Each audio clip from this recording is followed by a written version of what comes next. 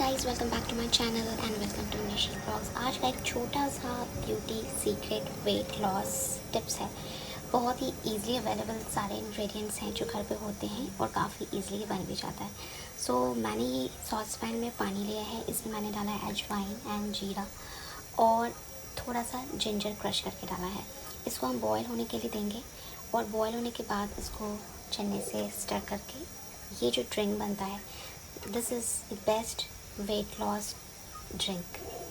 ये मैं अभी वेट लॉस की वीडियो बना रही हूँ क्योंकि it's like mostly after post partum body fat हो जाता है या वेट बढ़ जाता है, तो I am also going through like this phase.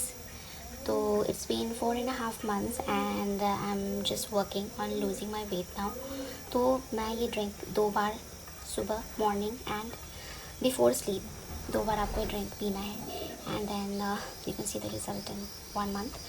और अभी मैंने स्टार्ट किया है, so I just share the update. So this is the drink just I wanted to share with you guys.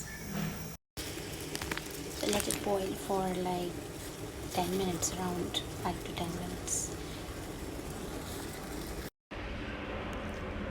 ये आपका ड्रिंक तैयार है। अभी समर से तो ये ड्रिंक काफ़ी गर्म है, तो इसको ठंडा करके पिए नॉर्मल, फिर ये सही लगेगा।